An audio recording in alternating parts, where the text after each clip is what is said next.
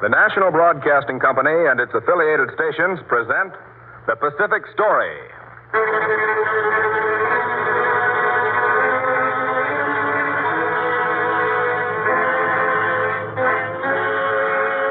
In the mounting fury of world conflict, events in the Pacific are taking on ever greater importance. Here is the story of the Pacific and the millions of people who live around this greatest sea. The drama of the people whose destiny is at stake in the Pacific War. Here as another public service is the tale of the war in the Pacific and its meaning to us and to the generations to come.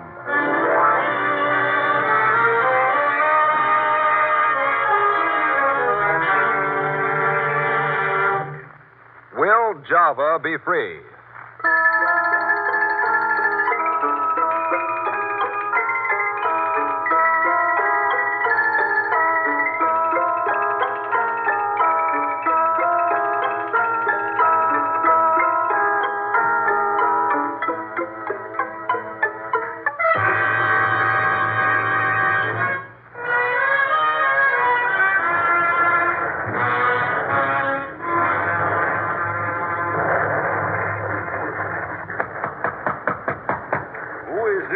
Open the door in the name of the Emperor. Open the door. One moment. Sergeant. Oh, yes, sir. Search the house. Yes, sir. You will find nothing here. You are Mas Haji Wahidan. Yes. You are under arrest. Cut now. I have done nothing. Japan is not concerned with what you have done, Mas Haji Wahidan. I have not opposed you. We have a complete record of your activities for the past 40 years. Oh. Dangerous assaults are sometimes more deadly than deeds. Captain Naponik, Yes, Sergeant. there are no papers to be found. Everything is empty. Oh. You destroyed them, Mas Haji Wahidan? Yes. Sergeant, Yes, sir. take him to headquarters at once. I will continue the search here. There was no trial. They asked me questions for days at the Japanese headquarters. They knew more about me than I could tell them. They knew dates. They knew places I had been. They knew things I had said. As they asked me questions, I could see how they had pieced together all the information that had been gathered by the Japanese residents in and around Batavia. He was a lifelong friend of Raden Sutomo. He was one of the first members of the Society Puri Otomo. He has always been for a free Java. Japanese I had known nearly all my life in Java testified against me. Yet, nearly everything they said was true. I was marked before the Japanese invaded Java. My record told them I had dangerous thoughts, that all my life I had worked for a free Indonesia, that I would never collaborate with them. They put me in this prison camp. I have been here for more than 2 years now. Perhaps I shall never live to see a free Java. I know the difficulties so well. But back of it all, like a promise, is the legend of Joyo Boyo. The legend all of us Indonesians have heard so many, many times. When your car shall run without horses, and your lights shall burn without fire, then the end of foreign rule shall be near. But before the end, the rule of the white man shall be succeeded for a short time by the rule of the yellow man. And when the rule of the yellow man is gone out, the legend surges up in me as I watch the Japanese sentry walk up and down outside the barbed wire that imprisons me. For the Japanese are all around us now. We are now operating all 7 of the steel mills in Java. The work is being done by my people, for under the Japanese they must work or starve. So the blast furnaces that my people built are now roaring day and night for the Japanese. And the factories all through Java hum. we are turning out more rubber tires and more dextrose than these factories have ever turned out before. Yes, the Japanese are using our factories to turn out surgical dressings and cement and soap and oils and leather goods. And they control our raw materials. These trucks are bringing in the crude rubber. In these islands, we now control most of the world's rubber and all of its quinine, and much of its tin and coffee and tea. Yes, and they control our beautiful fields of waving sugar cane and our great rice fields. And they control our pepper and cloves and tobacco. They control every foot of our islands, the mountain peaks and the fertile soil that has been enriched by the ashes and the mud streams from our volcanoes. And they control my people, the 70 million people of these islands. I think of all of this now as I look out at the Japanese sentry, for it was the Japanese who now hold us captive, who inspired us Indonesians to strive for freedom.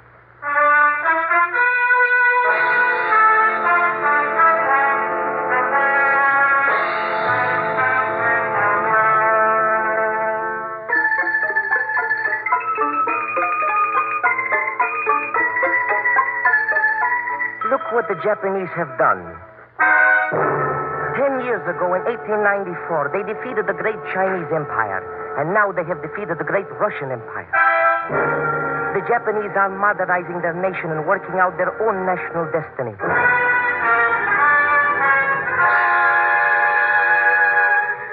My friend Rodden Sutomo said that 40 years ago. We were young students then. He was studying to be a doctor, I a lawyer. The victories of the Japanese inspired us. We Indonesians must work together and think as one people. We are a nation. Rodden Sutomo talked of the relationship of the self-governing states to the Netherlands. When the white men first came to the Indies, they came as merchants. Now they have become our rulers. In the beginning, they placed themselves under our rulers. Now, we are their subordinates. Dr. Sutomo founded the society Budayu Tomo, the High Endeavor Society, in 1908. Many Indonesians of high character were attracted to the Budayu Tomo, professional men, members of the Javanese aristocracy. But the Indies are a land of many peoples and many tongues and many religions. There was a growing restlessness among us, a feeling for the need of expression. And among these groups, a number of other organizations were formed. The purpose of the Sarekat Islam is not anti-Dutch. The Sarekat Islam is dedicated to the religious and the cultural development of the peoples of Indonesia. These were the aims of the Sarekat in the beginning. Its membership grew quickly. Indonesians by the thousands joined it. We watched it grow. As time passed, its character changed. It held its first National Congress in 1916. We demand self-government. Why, the slogan of the Sarekat Islam has always been cooperation with the Dutch government for the welfare of the Indies. Yes, Rodden. This must mean that the Sarekat has a new policy. It seems to indicate that the Sarekat is shifting from the religious and the cultural field to the political and economic field. Perhaps this would be the time, Rodden, for you to push the development of the Budayu Tomo. Oh, no, Haji, no. I am too busy at the medical college to devote time to that now. I owe so much to the suffering and the poor that I have. That was true. Dr. Sutomo was helping the suffering and the poor at the government medical hospital at Surabaya. Older heads, conservative Javanese, had taken over the Budayu Tomo. But Dr. Sutomo was still their inspiration. He and I watched the changing Sarekat Islam. In 1917, it held a congress at Batavia. Freedom is our heritage. We demand independence, not by revolution, but by evolution. Their attacks on the administration are almost bitter. But did you notice, Rodden, not one of them has mentioned the government itself? Not the government, but it has attacked the officials. Haji, the Sarekat Islam is plunging headlong into politics.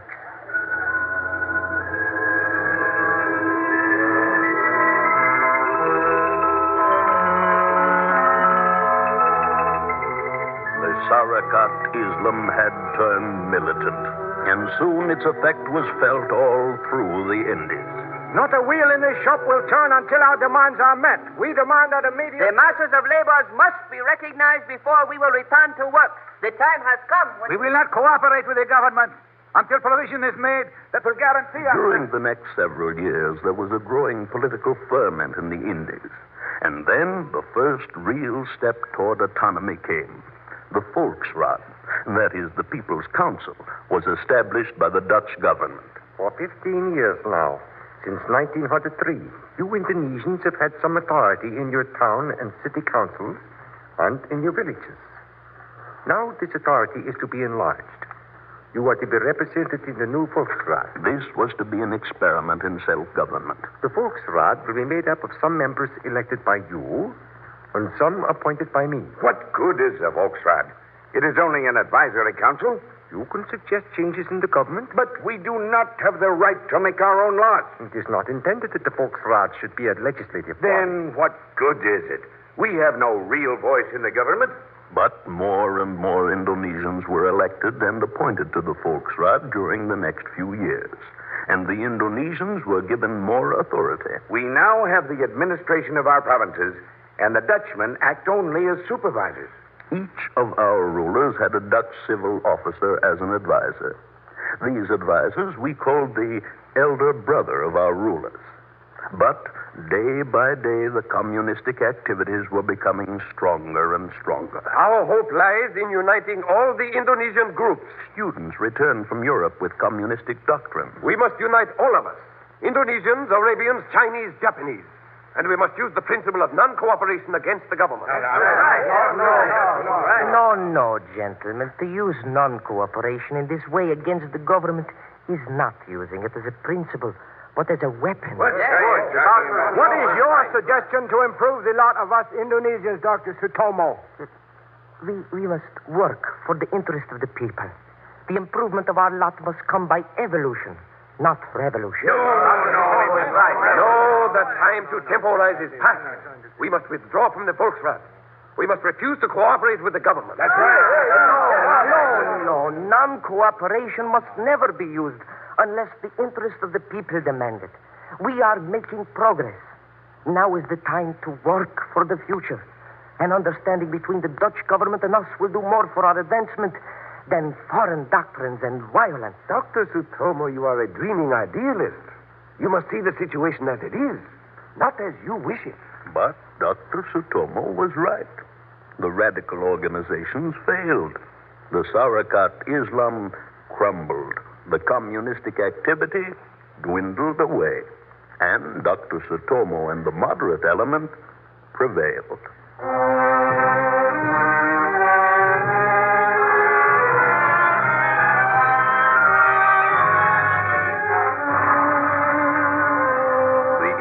Had gone through a cycle of radicalism, and now they moved in the other direction.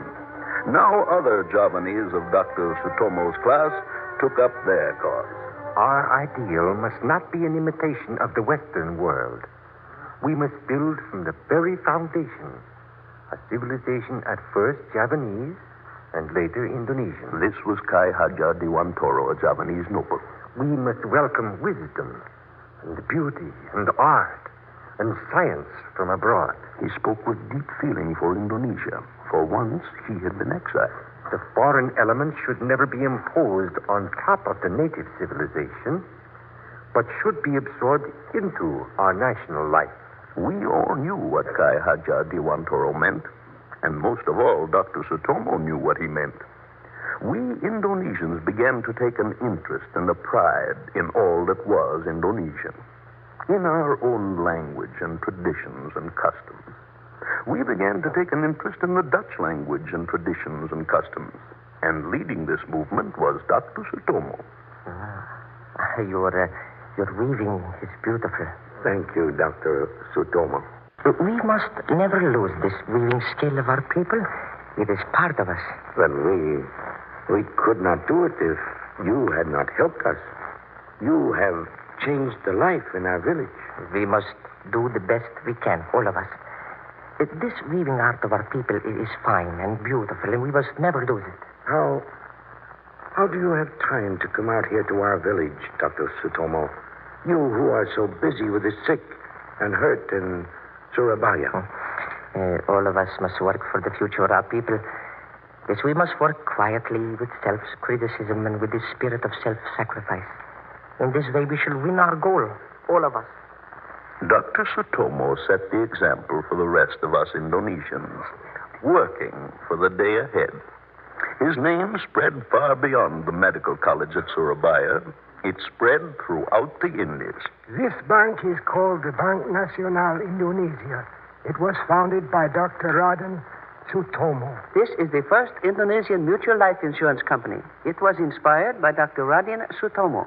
I was educated through the plan worked out by Dr. Sutomo and his cooperating groups. Yes, his name spread through the Indies.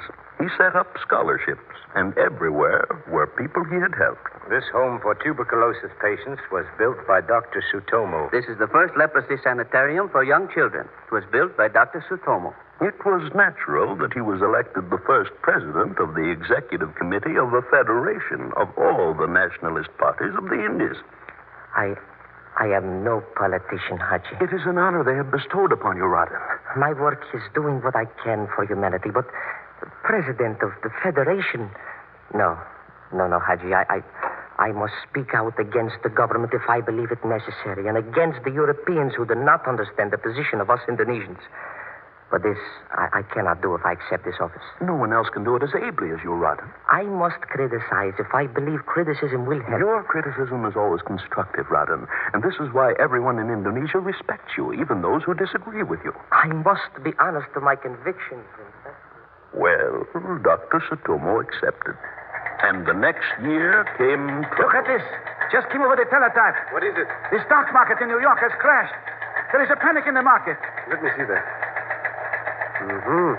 Yes. It says that New York and all America is stunned. Yes, this will affect us. Soon we will be feeling it here. And soon we were feeling it. The worldwide depression came to our islands, and it had a great influence on our movement for nationalism and on every part of our lives. You Japanese are taking advantage of our situation. We have the right to emigrate here to the Indies? You are not only immigrating here in great numbers, but you are flooding our market with your Japanese products. Oh, but you must realize, you Indonesians are unable to buy from your European and American market. We have always bought from them, and they bought from us, until this depression came. Yes, and when they could no longer buy from you, you could no longer buy from them. That is true, but you Indonesians have always exported more than you have imported. And now that there is no one to buy your exports, you can no longer buy the imports. And that is why we have brought the products of Japan to you. We are really doing a great favor to you Indonesians.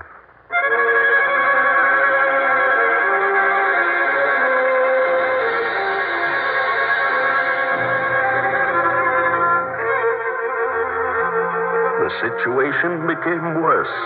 More and more goods came from Japan. Dr. Sutomo talked of the danger to our economy. We saw the Japanese gaining more and more control. And we talked of the legend of the coming of the Yellow Man. The legend said that we would be under their rule. Could it mean economic rule? Or one day, would the Japanese seize political rule, too?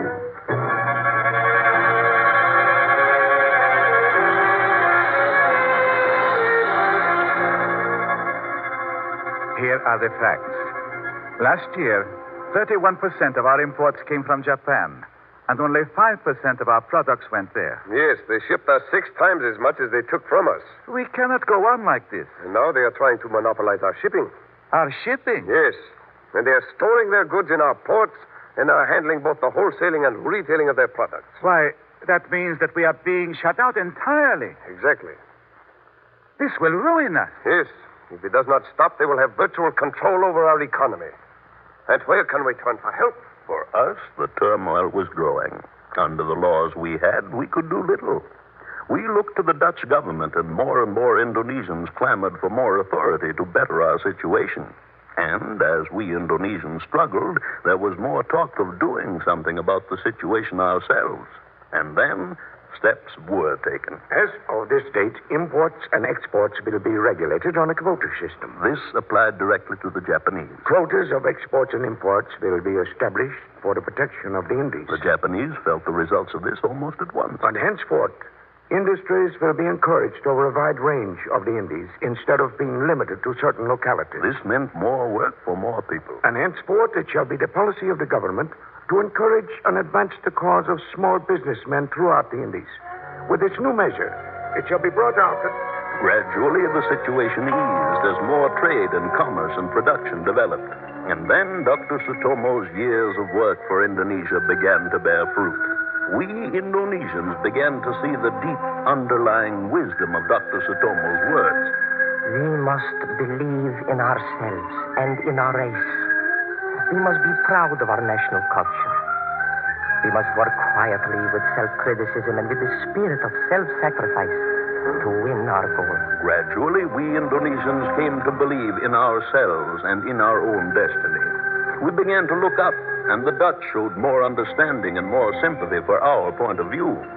We had gone through difficult days, and now, at least, we Indonesians and the Dutch drew closer together.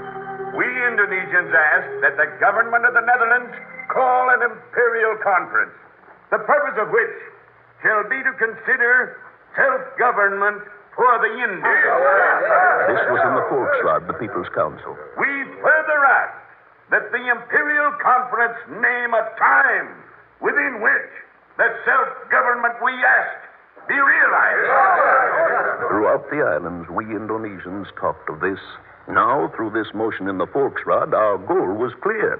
We wished a promise of self-government and a time when it would become effective. The motion was carried, and the suggestion of the Volksraad was carried to the government. And now, with the sky beginning to clear for the first time in years, and with the outlook brighter, Dr. Sutomo took a trip. He went to Europe and to Africa, and to India and Japan, and to many lands of the Pacific. But that year was the turning point. And the next year...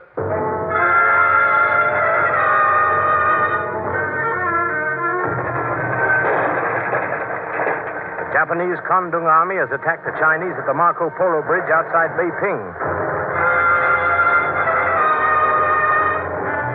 The Japanese have taken Beiping and are shelling and bombing Shanghai and are moving up troops to take the city. The Japanese have taken Shanghai and are centering their full-scale operations in a power drive on Nanking.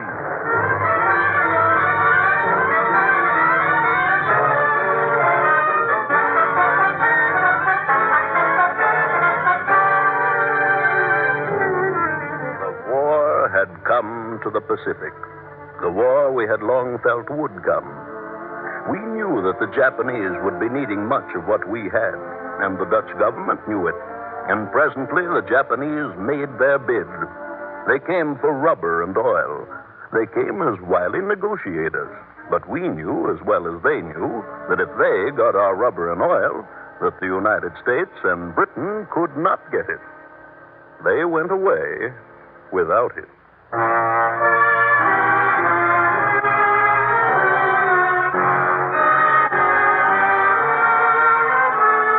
Dr. Sutomo returned from his travels. He had seen much of the peoples of the world. He had seen what was happening in the many lands of the world. And no sooner had he returned than he again took up the cause of his people. I have seen so many peoples now, and I have come to admire my own people more deeply than ever. He was talking to the Dutch Governor General. My people are just and generous. If you, my dear Governor General, come to know them well, you will love them, and you will know how much they deserve your efforts to help them progress. His heart was with his people. But now we knew, both of us, that he would not be with us long. He was deeply moved by the war in China and by the growing tension in Europe. His life was ebbing away. Is there no hope for peace? Cannot people learn to live in harmony with God and nature? He talked of life. a better, richer life. And the next day, he died. Dr. Sutomo's stature grew after he had passed. The light he had kindled for the welfare of his people blazed higher after his death. And even Dutchmen high in the government added their weight to the cause of us Indonesians. The people of the East Indies wish autonomy, not because they are opposed to an authority above them, but because they do not like the policy under which they have had to live. It is not the policy. It seems psychologically impossible for people living in a society of a wholly different sphere and with quite different interests to make decisions which would be accepted as just by the people of the other society. We must see We that what grew is closer together when the war broke out in Europe in 1939. When the Netherlands fell in the spring of 1940, we were alone, and we knew that soon then the Japanese would come. We knew that this time they would not come to negotiate. This time they would come to take our islands. Hubertus von Mook worked to prepare the defenses of the Indies. We worked with the Dutch. We worked for security, but yet dreamed of self-government. It was 1941, and while the tension in the Pacific was growing, Queen Wilhelmina announced that when the war in Europe was over, that the Imperial Conference we had requested would be held. But soon the Pacific, too, was swallowed up in war. December 25th, 1941, the Japanese have taken Hong Kong. January 2nd, 1942. Manila has fallen to the Japanese. January 11th, 1942, the Japanese are making landings in the Dutch East Indies. February the 15th, 1942, Singapore has fallen to the Japanese. March 1st, 1942. The Japanese have taken Rangoon in Burma and have landed on Java. March 9th, 1942, the Japanese have completed the conquest of Java.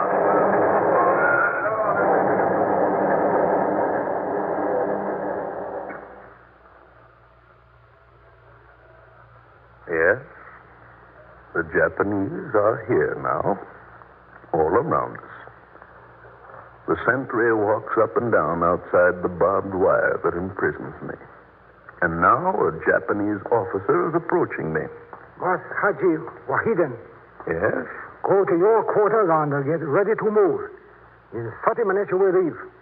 Where am I going? Be ready to go in 30 minutes when the sergeant comes for you. 30 minutes. Where will they take me? Perhaps to Japan. It does not matter. Perhaps the promise of the legend of Joyo Boyo will come true. When your carts shall run without horses, and your lights shall burn without fire, then the end of foreign rule shall be near.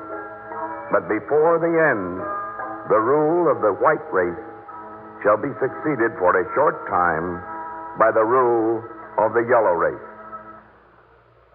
Perhaps I shall not live to see a free Java. But the will to be free shall go on living in the millions of my Indonesian countrymen.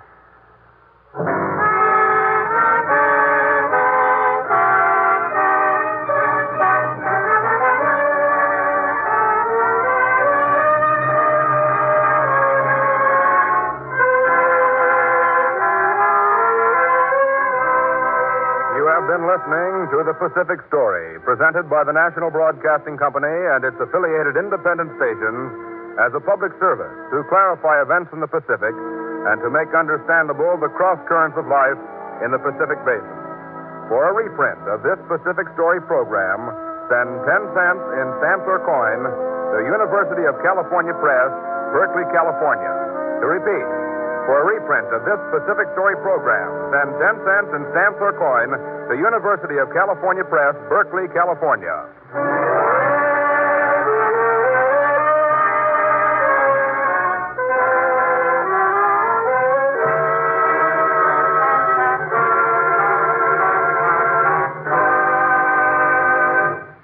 The Pacific Story is written and directed by Arnold Marquis. Original musical score was composed and conducted by Thomas Peluso. Your narrator, Lou Merrill. This program came to you from Hollywood. This is the National Broadcasting Company.